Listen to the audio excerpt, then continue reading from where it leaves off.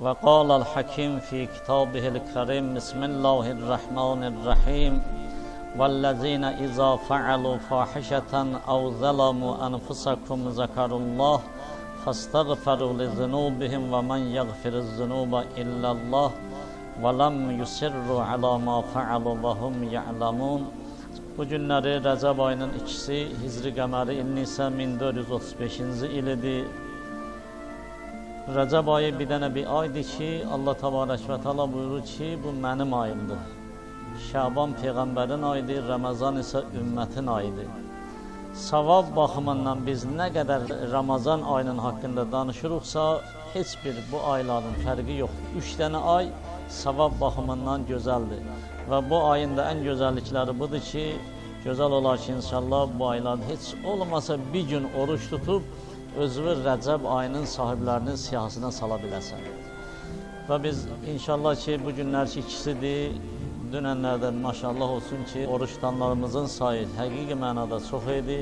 Və bu günlərdə inşallah, yəni nə qədər davamiyyət olsa, biz dünənki hazırlığımızı inşallah eləmişik, yəni oruç tutanların nəzərinədir. İftar asmalığa burada yüngülvarı süfrə də düzəldirik, çaylarımız da olacaq, şirniyyatımız inşallah olur. Yəni oruç tutanlar inşallah yüngülvarı burada orucların asmalığa Allahın köməyindən şəraiti var. Və bu şəraiti yaradan da mümin qardaşlardır. Bu ehsanat eləyənlərin də əmvatı haqqında səlavat zikr eləyək. Salli ala Muhammed. İnşallah bu cümə ilə o cümə arasında olan tarixi hadisələri sizin nəzərinizə çatdırım, sonra məqsədə inşallah nail olarıq. Cəmadi-əl-axirin 27-si İmam Baqir əleyhissalamın oğlu Əli var idi, onun şəhadəti idi. 29-u isə İmam Hadi əleyhissalamın oğlu Seyyid Məhəmməd deyirlər, Allahımıza nəsib eləsin. Yəni İraqdadır bunun qəbri. Kərbalaya gedənlər adətən Samira səmtində olduğuna görə bu qəbri, Seyyid Məhəmmədin qəbrini ziyarət edirlər. Və Cəmadi-əl-axirin 30-u Malişəşlərin şəhadəti idi. Dünənləri isə Rəcəb ayının 1-i idi. İmam Muhammed Baqir əleyhissalamın doğum günü idi. Bu günləri isə Rəcəbin 2-sidir. Allah rəhmət eləsin cəmi alimlərlə baham, Ustad Şəhid Mütəhərrin dünənləri şəhadət günü idi. Cəmi alimlərlə baham, Ustadın da ruhun salavatla yad eləyək.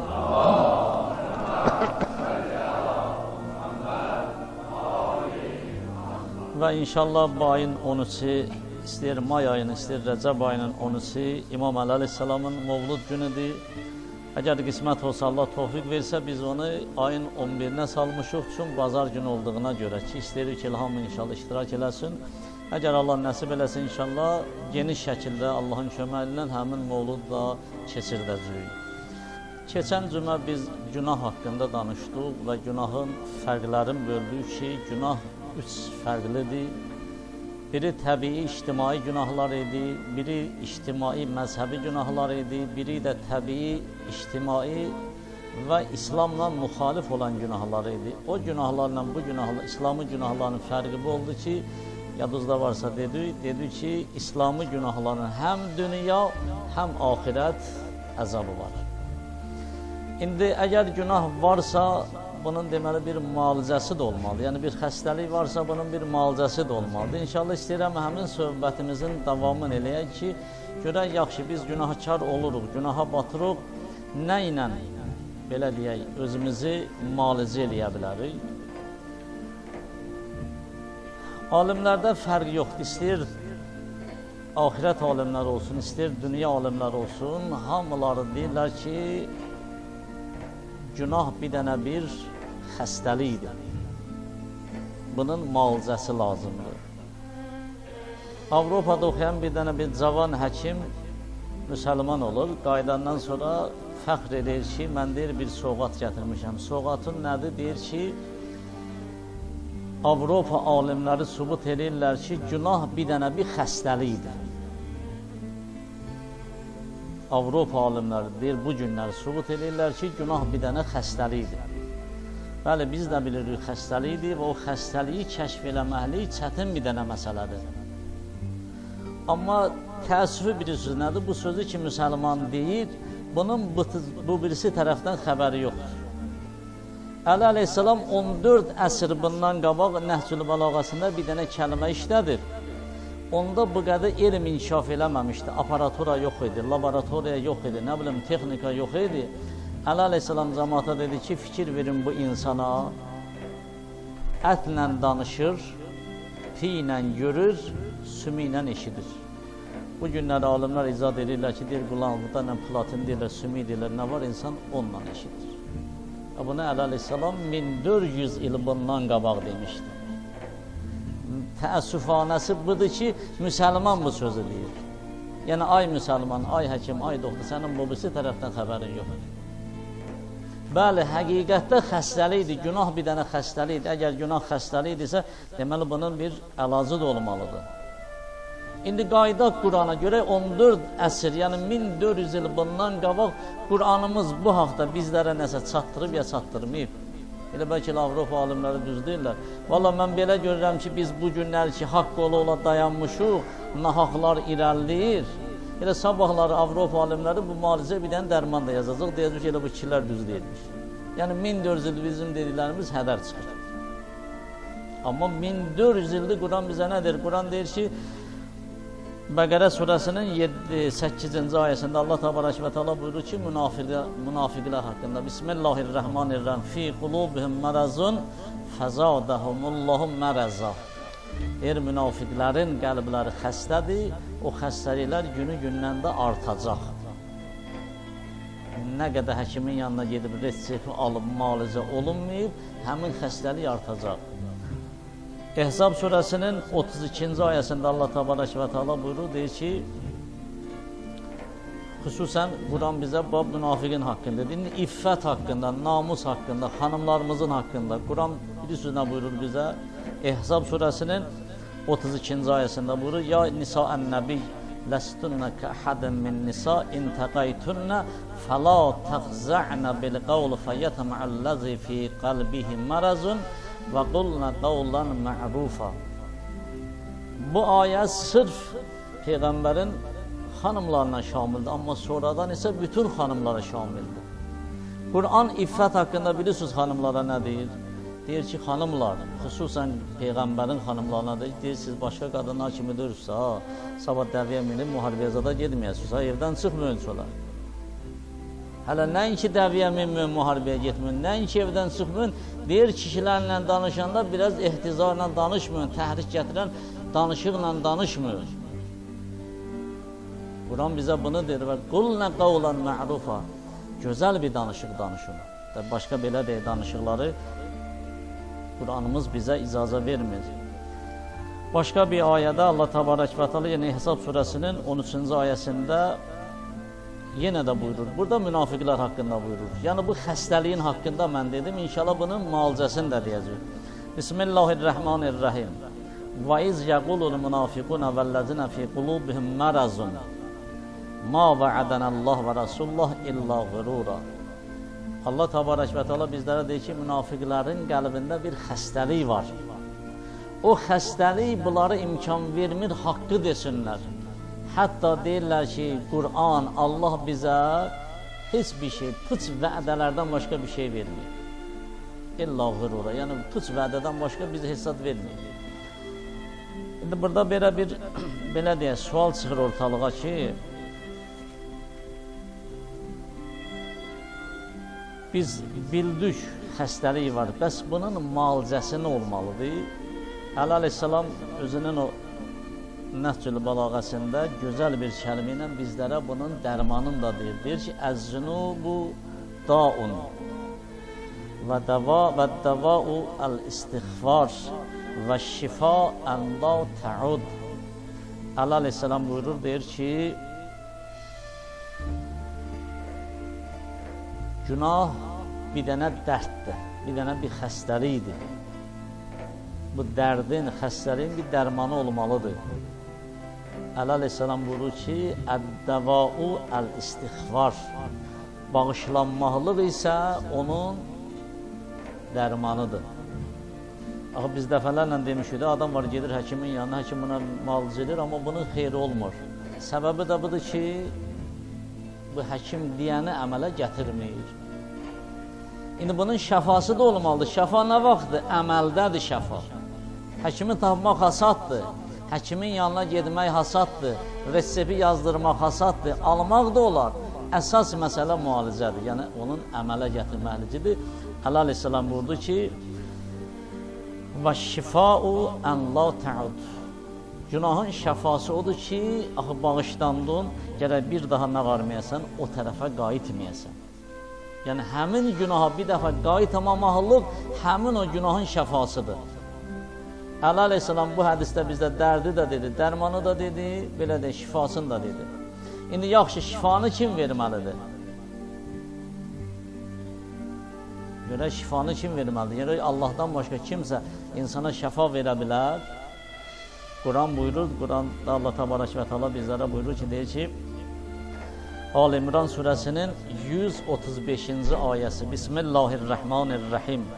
وَالَّذِينَ إِذَا فَعَلُوا فَاحِشَةً أَوْ ظَلَمُوا أَنفُسَهُمْ ذَكَرُوا اللَّهَ فَاسْتَغْفَرُوا لِذُنُوبِهِمْ وَمَنْ يَغْفِرُ الذُّنُوبَ إِلَّا اللَّهُ وَمَنْ لَمْ يُصِرُّوا عَلَى مَا فَعَلُوا وَهُمْ يَعْلَمُونَ. Allah Təbarək və Teala bizlərə buyurur, deyir ki, bəli, insan günah işləyə bilər, insan özü öz nəfsinə belə deyək, zülm eləyə bilər, amma nə etməlidir? İstiğfar eləməlidir. İstiğfarın mənası budur ki, tövbə eləməlidir və tövbə ilə qayıtmalıdır Allaha. İllallah, Allahdan başqa heç kimin günahını heç kim bağışlaya bilməz. Günahları bağışlayan fəqət Allahdır.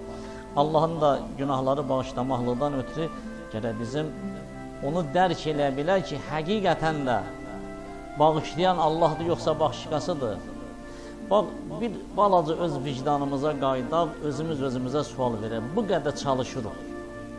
Halalı harama qatırıq, haramı halala qatırıq, nə bilim, haqqı nahaqqa, nahaqqa haqqa qatırıq, nə bilim, bir-birimizdən yola gedirik, getmirik, nə qarırıq filan. Bunlar hamısı bir şey üzərindədir ki, soruşsun, niyə belə, məsələn, yalan danışırsan, niyə oğurluq eləyirsən, niyə, məsələn, haqqı nahaqla geyindirsən, bir kəlmə deyəcək ki, öz rahatçılığıma görə.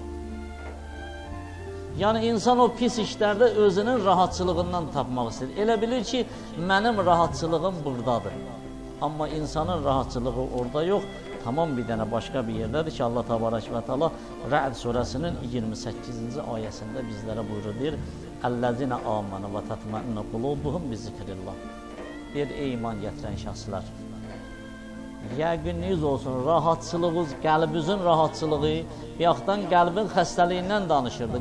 Xəstəliyin günah ki dedik, xəstəlikdir, o xəstəliyin mənşəyi, mənbəyi, məsələri insanın qəlbindədir. İnsan oranı müalicə eləmək lazım idi. İndi də həmin müalicənin təqribən dərdin dedi, dərmanın deyir. Deyir ki, insanın qəlbinin rahatçılığı bir yerdədir, o da zikrillahdır. Allahı zikr eləməklə insan rahatçılıq tapar.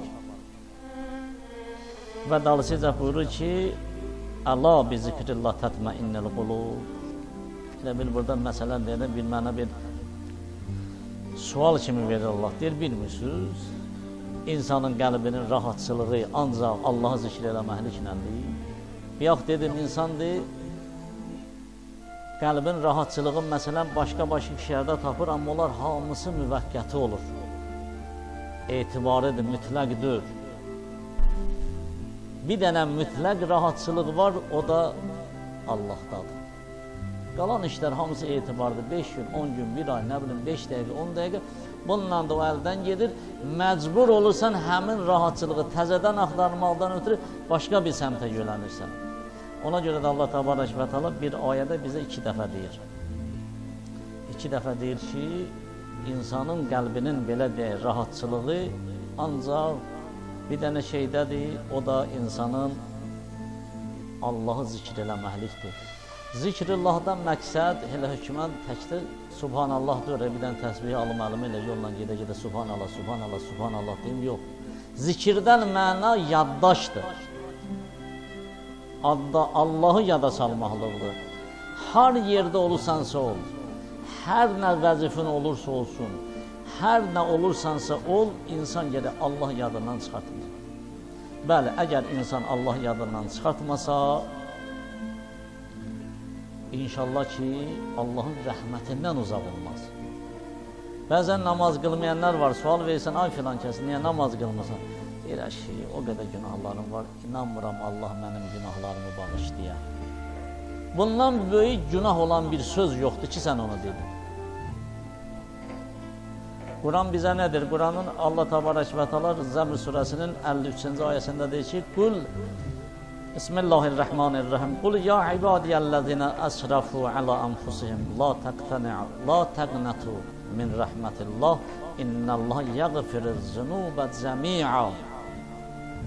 Allah Təbarək və Təala bizə buyurur, deyir o şəxslər ki, günah eləyiblər, ay günahkarlar, Allah rəhmətindən uzaqlaşmayın, Allahın rəhmətindən naumid olmayın. Əgər siz istəyə bilsəz, Allah Təbarək və Təala cəmi'anın mənası budur ki, bütün günahları bağışlayar. Amma istəməkliyi bacarasan. Əli aleyhissalam evladlarına vəsiyyətlərinin birində buyurdu, dedi ki, evladına özünü tutdu, dedi ki, Varzullah rəcaən ənnəkə ləv ətəytə bisəyyiatı əhlil ərz Qəfərəhə ləkə. Dedi ki, oğluna, dedi, Allahın rəhmətindən naumid olma ginan. Allahın rəhmətindən yapış ginan. Əgər sən özünlə qiyamətə yer əhlinin hamısının günahını aparsın, əgər Allahdan ümid üzməsin, Allahın ipindən belə də yapışa bilsin, Qəfərəhə ləkə. O günahların hamısını Allah səndən bağışlayar. Yəni Allah həqiqətən də bağışlayandır. Hədislərimiz var, Allahın deyir ki, neçə dənə rəhmət sifəti var, deyir, onu 100'dür, deyir, deyəsən biri buradadır, 99'u oradadır. Hətta Allah şeytana lənət eləsin, şeytanın özünün də ümidi var ki, o rəhmətdən mən deyir, uzaqlaşmayacaq. Yəni o qədər Allahın rəhməti qiyamətin günündə belə deyə cuşa gələcək, amma bir dənə məsəl var, deyir, savaşanda belə savaş, barışanda utanmayacaq. Gərək elə bir üzlə gedə biləsən ki, ora Allah Təbarək və Təala sənin, belə deyək, bizim daha doğrusu Allaha baxmaqlığa üzümüz gəlsin. Yox, əgər Allaha baxmaqlığa üzümüz gəlməsə, onda Allah Təbarək və Təala günahı özümüzdə belə deyə görəkdə. Ona görə Əli aleyhissalam evladına dedi, əgər dünya əhlinin, yer əhlinin hamısının günahını özündən aparsın, amma naumid olmasın, Allah sən günahı bağışlayar. Məqsəd budur ki, özünü bağışlatdırmağı bacara biləsən. Biyaq günahdan danışdıq, dedi ki, günah bir dənə bir xəstəlikdir. Onun müalicəsi var. Və mən misal çəkdim bir dənə Avropa aliminin ki, fəxrlə gəldi ki, fəxr edilir, amma bizim əhl-i beytimizdən, bizim Qur'anımızdan bu adamın xəbəri yox idi. Əgər xəbəri olsaydı, orada Avropa aliminə deyərdi ki, ey filan ki, sən indi bunu icad eləmirsən, mənim Qur'anım 14 əsr bundan qabaq deyib. Necə ki, o şirin suyla nədir, o acı suyu birləşdirən biri tapdı, kuskoydu, kim idi, Allah rəhmət eləsin. Bir həftə deyil, müsəlmançılığı qəbul elədi, bir həftə yaşayandan sonra terror elədilər yazığa. Kusdu, Allah rəhmət eləsin. Terrora da buna görə oldu ki, çünki belə insanların İslamı qəbul eləməli ki, biraz o birisi tərəf üçün yaxşıdır. Bir var elə-belə bir dənə bir fəhlə İslamı qəbul edir. Bir var bir alim İslamı qəbul edir. Bir var tanınmış bir səyyah İslamı qəbul edir. Bir dənə də ərəbin biri gətirdi, Quranı verdi, ondan sonra İslamı qəbul edir ki, o əmriyənə yaxma günə. Haykiyə basma günə ki, mən nə isə tapmışım, tapmamışsın, sən yerin bilmirsən haradadır. Bunun haqqında Quran 14 əsr bundan qabaq bizə demişdi. Ondan sonra İslamı qəbul edir. Bəli, o gözəl alimi ki, Avropada oxudu, gəldi, fəxr elədi ki, soğat gətirmişəmsə, bu bizə soğat deyirdi ki, bizim özümüzün soğatımız vardı da. Gələk orada deyildi ki, bəli, sən indi deyirsən, indi bunu istəyirsən, nəsə bir 15 il, 20 il oxuyandan sonra nəsə müdafiə eləyirsən, ortaya bir şey çıxartmaq istəyirsən, bu 1400 ildir, yəni 14 əsrdə bizim Quranımızda belə deyək var. Quranımız bizə nə deyir? Və yaxud da Əhl-i Beytimizin hədisləri nədir? Əli aleyhissalam bizə deyir ki, həmin o xəstəlikdən uzaqlaşmaq üçün deyir, İyyəkə və müsahibətul fıssaq fə innə şərrə bişşər mulhaqın. Əli aleyhissalam deyir ki, fasıq insanlarla yoldaşlıq eləməyinə. Çünki şərə birləşir. İmam Musa Kazım aleyhissalamın bir sahabəsi vardı, Cəfər adında. Onun bir Abdurrahman ibn Yaqub var idi, bundan yoldaşlıq edirdi. İmam Cəfəriyə dedi ki, İmam Musa Kazım əleyhissalam dedi ki, ya Cəfəri, sən filan kəslə yoldaşlıq eləysən, amma bilirsən ki, bu bizlərdən çox uzaqdır. Dedi ki, ya imam, mən yoldaşlıq eləyirəm, bu mənə nə təsir eləyə bilər ki, yəni mənim əqidəmi əlimə ala bilməz.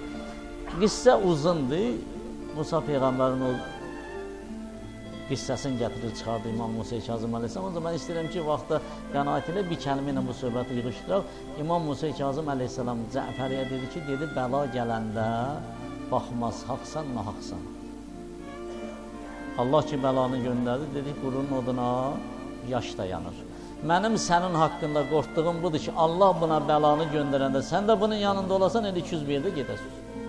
Ona görə fıssaq, fasıq adamlarla yoldaşlıq eləmə yenə. Bəli, günah var, hamımız günahkarıq. Amma Əli əleyhissalamın gözəl bir sözü ilə insan neyləyə bilər? Öz günahın Allaha bağışlatdıra bilər. Bağışlatdırmaqlıq bir an da ola bilər. 50 il də ola bilər. Nə bilim, 5 il də ola bilər. 2 dənə bir qissəni sizə deyim, inşallah bundan nəticəni tutaq özümüz üçün, sonra namazımızı davam elətdirək. Dəfələrlə elə mən özüm də bu minbərdən Təbük müharibəsi haqqında danışmışıq ki, yəni ən ağır olan müharibələrdən biri olub.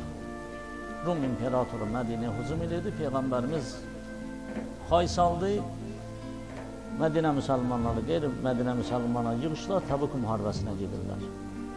Mədinədə qalanlar çox oldu. Onların içində münafiqlər də var idi. Amma başqa insanlar da var idi ki, səhlənkarlıq elədilər, getmədilər. Keçən cümədə idi, səhv eləmirəmsə, Peyğəmbərimiz Təbük müharibəsində cəmaata dedi ki, orada qalanlar bizim bu əziyyətimizə şərikdir. Mənim yadınızda var, yoxdur. Niyə? Çünki dedi, onların qəlbləri bizlədir. Amma bu səfər isə bunu deməkdən məqsədim budur ki, yəni o kəlmə hamiyə aid deyil. Çünki gördüm ki, cəmaat deyirlər ki, onda müharibəyə getməyənlərin hamısının bunda şəriki var. Yox, şəriki o adamın var ki, getmək istəyirdi, üzrü şəri deyərlər. Yəni şəri bir dənə bir səbəb oldu, gedə bilmədi. Yoxsa elə hər müharibəyə getməyənlər onun savabını orada belə deyə, əldə edə bilməz ki, Peyğəmbər müharibədən, Təbükdən qaydandan sonra xüsusən 3 adamın adını çəkdi. Dedi ki, Kəb ibn Malikdir, Mərara ibn Rəbi'dir, Hilal ibn Üməyyədir. Bunlarla Mədinə cəmaatı heç biri salam əlik eləmir. Əlaqəni bütün kəsildi. Əlaqə kəsildi bunlarda. Heç kim salam vermədi. Axırda bu 3 nəfərin xanımları gəldilər Peyğəmbərin yanına, ya Rəsulallah, biz də əlaqəni kəsək. Dedi, yox, siz ər-arvadlıq haqqınız var, amma çalışın, olarsa yaxınlıq eləməsinlər. Bir müddətdən sonra bu 3 nəfər gördü ki, yox, şəhərdə qalmışıq, çox belə vəziyyət acınacaqlıdır. Çıxdılar şəhərdən kənara bir dağın ətəyinə. Bir müddət qaldılar orada, bunlara yemək öz həyat yoldaşları gətirirdi, gündə bir dəfə yemək verdi, qaydırlar. Bunlar peşman olublar bu işdən, amma gördülər ki, biz şəhərdən çıxdıq, gəldik bura, bu peşmançılığımız hələ bizim tövbəmizin qəbul olmasına səbəbdir. Üçü əyləşdi bir yerdən, nə qayraq? Dedilər ki, bizim çıxış yolumuz budur ki, biz bir-birimizdən ayrılaq, hərəmiz bir tərəfə gedək. Bəlkə Allah onda bizim günahımızı bağışlayar. Ayrıldılar. Hərəsi məsələn bir tərəfə getdilər. 50 gündən sonra, bu ayrılıqdan 50 gündən sonra Allah Təbarək və Təala Tövbə surəsinin 118-ci ayəsini nazil elədi. Gör Allah necə bağışlayan deyil. Bu 3 nəfərin haqqında bir yaxdan Peyğəmbər bunları şəhərdən qovdurdu. Hamı dedi, əlaqəni kəsin. Neçə vaxtdan sonra müalicə olundular. Axırda şəfanı tapdılar, nəticəni tapdılar. Allah Təbarək və Təala Tövbə surəsinin 118-ci ayəsini nazil elədi. Buyurdu, Bismillahirrahmanirrahim. Və aləs-sələvsətilləzi xullufu hətta izə zaqət əleyhimul ərz ilə ahilil ayə. Allah Təbarək və Təala Peyğəmbərə dedi, ya Peyğəmbər, mən onların tövbələrini qəbul elədim. Çün artıq onlar bu geniş olan yer, torpaq, dünya onlara dar oldu. İndi onlara sübut oldu ki, Allahdan qaçmaqlıqdan ötürü, Allaha sığınmaqlıqdan başqa bir yolu yoxdur. Bir dənə yol odur ki, Allaha sığınasan. Sığındılar mənə, mən onların tövbəsini qəbul elədim. Bəli, günahları var idi, özləri müalicə edə bildilər. Amma insan var, müddət çox çəkdi burada. Amma insan var, anı özü müalicə eləyə də bilər, eləyə də bilməz. Qaydaq Kərbəlaya 2 nəfərin haqqında olan misalı çəkim inşallah. Bununla da söhbətimizə xitam vuraq. Kərbəla həmişə demişik məktəbdir. Amma bəzən o məktəb hansı məktəbdir? Orta məktəbdir, nə bilim, ibtidai məktəbdir.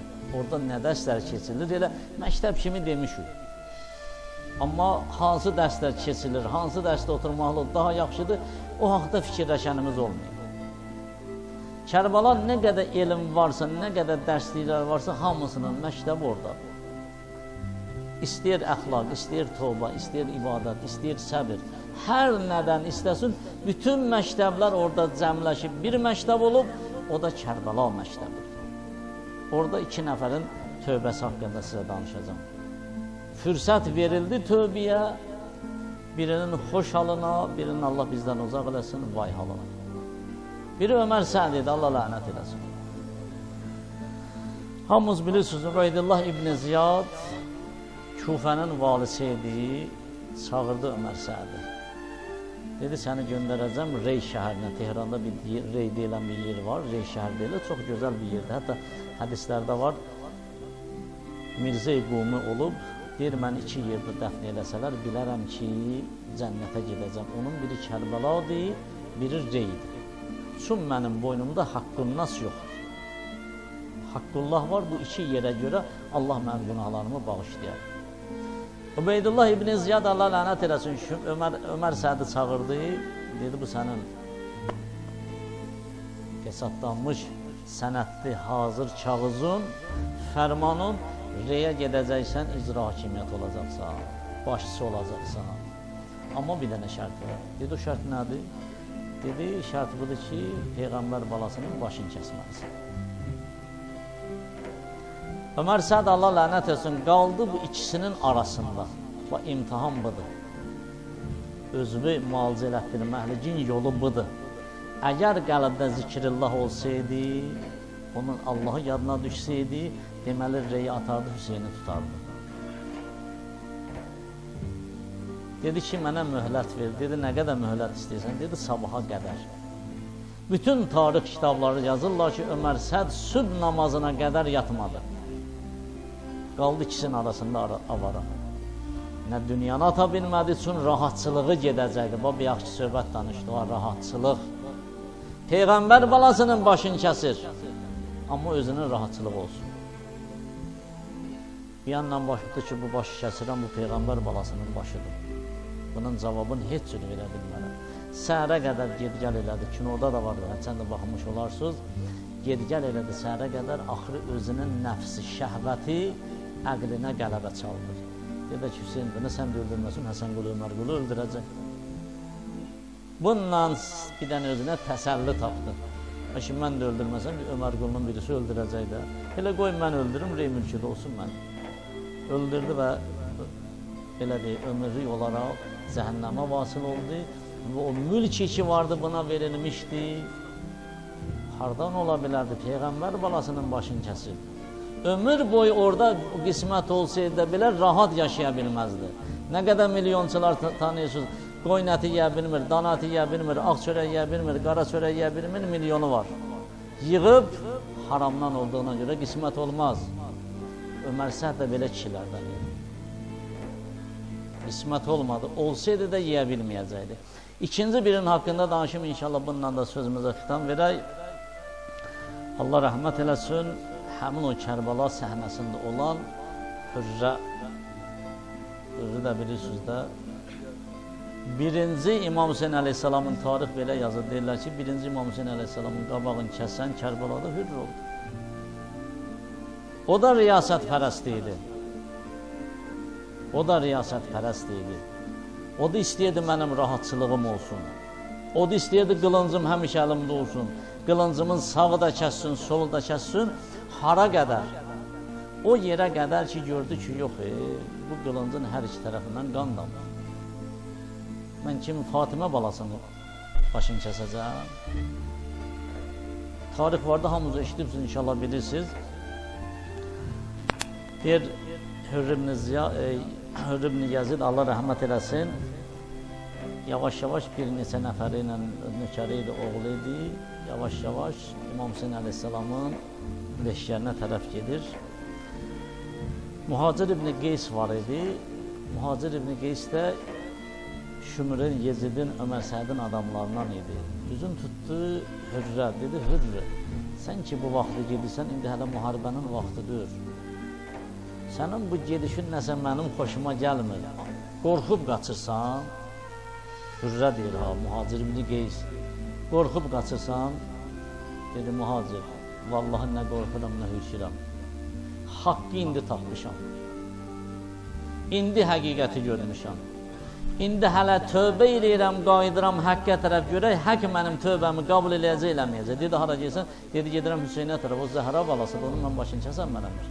Mən onun başını kəssəm, Zəhraya nətər baxaram, Zəhra üzünə nətər baxaram, əli üzünə nətər baxaram. Söz yox, başını kəssəm, rahatçılığım olacaq, amma o rahatçılığı mən istəmirəm. Mən axirət rahatçılığını istəyirəm. Bəli, Əli əleyhissalam buyurdu ki, günah dərddir, onun dərmanı istiğfardır, şəfası isə nədir? Bir daha o tərəfə qayıtmamaqlıqdır. Mən axırda bu iki dənənin misal ona görə çəkdim ki, bəli, hər ikisi haqqı başa düşdülər.